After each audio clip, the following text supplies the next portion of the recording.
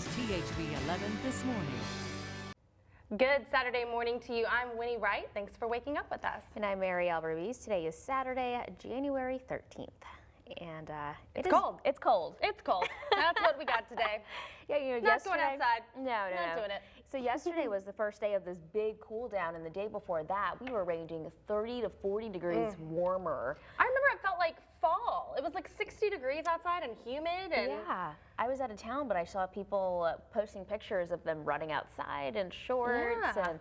Yeah, really definitely warm. Can't do that today. Let's go ahead and take a look at Live View Max. We are seeing just some clouds streaming on through, but today we'll see mostly sunny skies. So clouds aren't expected to stick around all day. As far as our temperatures go, we are ranging this morning in the mid-20s, a few of us into the upper 20s. So believe it or not, this morning is warmer than yesterday morning. 26 degrees right now in Benton.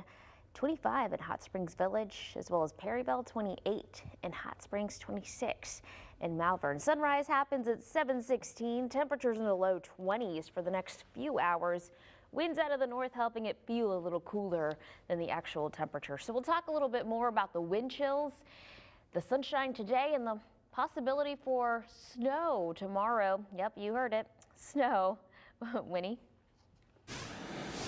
Thanks, Marielle. Little Rock police announced another arrest in the death of a young mother and her 2 children. While many details are still under wraps, THV 11's David Littman learned the people that investigators think killed Mariah Cunningham and her kids are both behind bars. You have to understand this is an open investigation. We have to protect the integrity of the investigation, and we don't want to compromise any potential jurors out there. But police and city leaders say the community does not have to fear Michael Collins or his brother, William Alexander. Alexander was arrested Monday, and detectives got the arrest warrant for Collins Thursday. U.S. Marshals arrested him on unrelated charges a couple days after the bodies of Mariah Cunningham and her 2 kids were found. The city manager's office put up the $50,000 reward. That certainly helped generate a lot of energy, a lot of calls, a lot of information. They're helping us with this investigation. That's critical. That's everything to us. So we want to applaud all parties involved. Family members told me that Collins and Cunningham were friends and former roommates. Detectives won't say if they have a motive for the murders, but Mayor Mark Stodola called it a grim example of domestic violence. And it's something that as a community we need to continue to reach out to people to help us with as it relates to those issues. Police say Collins left for Chicago right after the murders, and it took detectives, the state crime lab, prosecutors, and the U.S. Marshals to complete the case against him. It is the very hard work of a collective group of professionals that are working very hard every single moment of the day to bring safety and return safety to our streets. Since Collins is in federal custody out of state, LRPD has to wait to charge him. The federal prosecutors could bring him back soon or force him to stand trial for his other charges first. A Little Rock man accused of killing a toddler in a road rage shooting just before Christmas in 2016 could claim insanity. 34-year-old Gary Holmes is accused of killing 3-year-old Asen King. State doctors found him fit to stand trial, but a lawyer who has spoken with his family believes a private doctor also needs to examine him. He's scheduled for trial next month.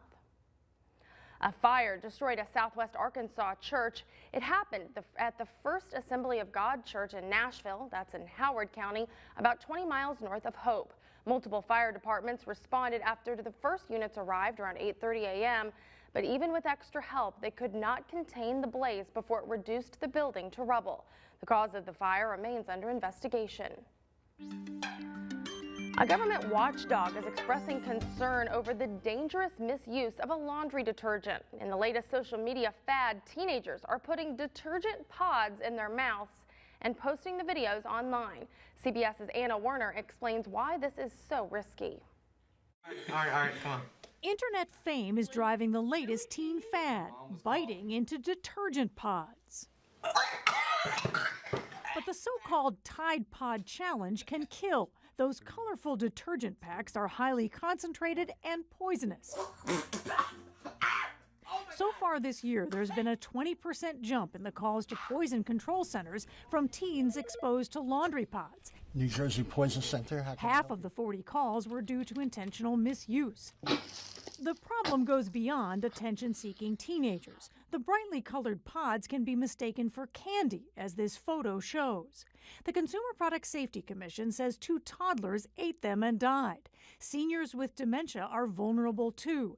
8 died after eating the packs. Procter & Gamble, the maker of Tide Pods, told us they should not be played with, whatever the circumstance is, even if meant as a joke. Safety is no laughing matter. The new Tide Pods Child Guard zipper bag. CPSC Acting Chairman Anne-Marie Burkle says her agency has been working with manufacturers to reduce the dangers. We've worked diligently with industry, making the film on that packet even more tough so that it isn't as easy to puncture, and reducing the toxicity and the strength of the laundry detergents. It's a way for marketing to make them attractive. But Don Huber with Consumer Reports says there's more manufacturers could do. We believe that the manufacturer should make them less attractive, less like candy and food, to reduce any confusion for people. P&G says color does not play a role in accidents with young children.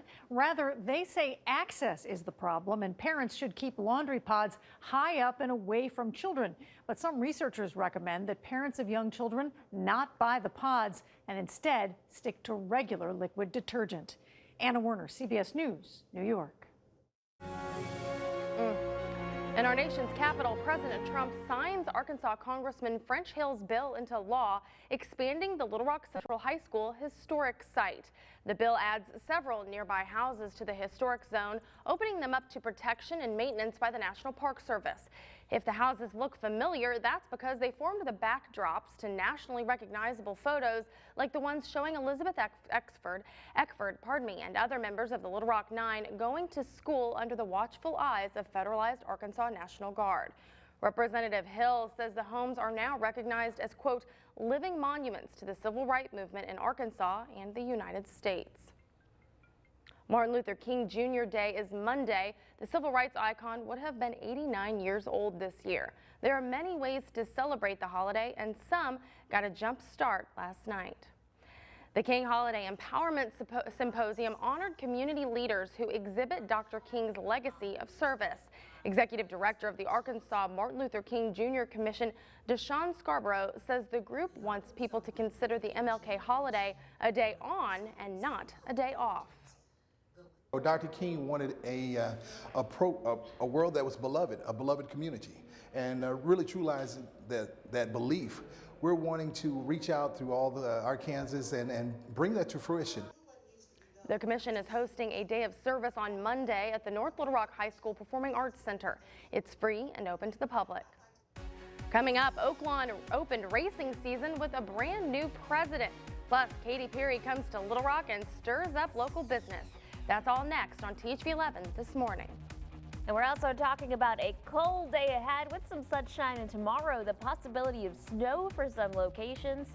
I'm talking about that chance as well as the rest of your weekend forecast after the break. You're watching THV 11 this morning.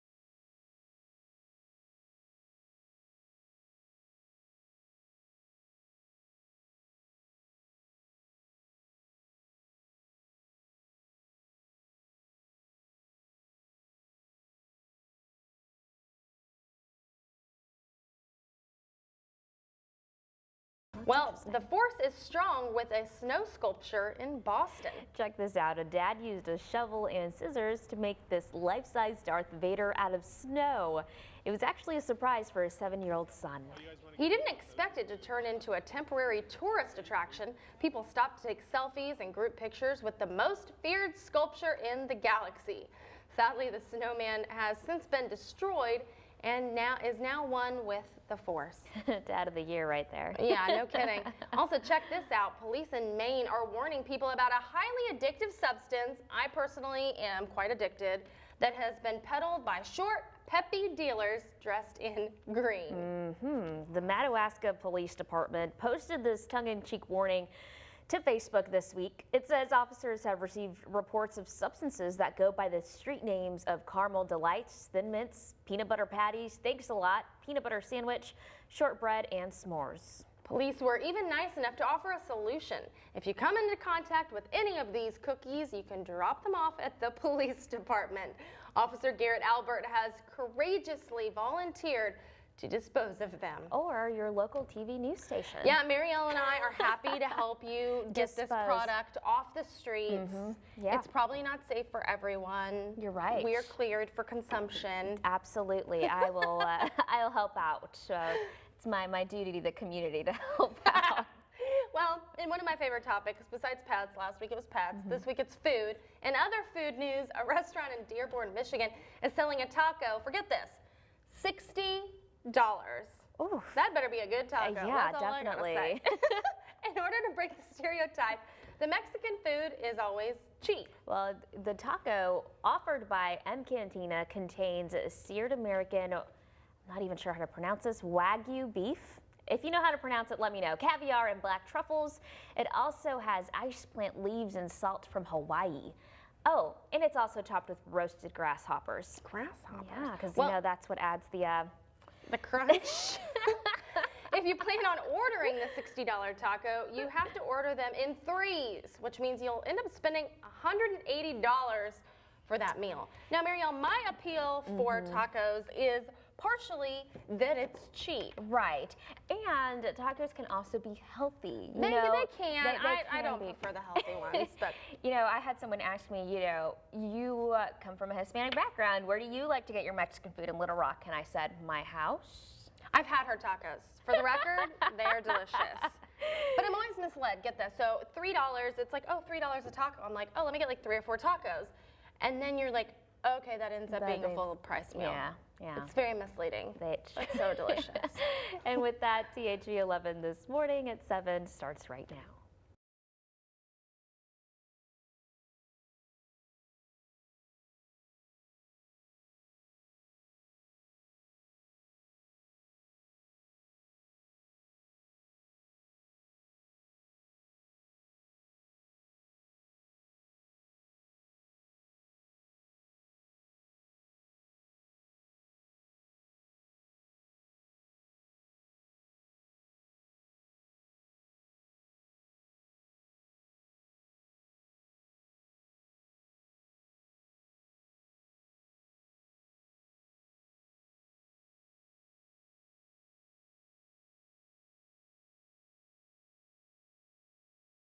This is THV 11 This Morning.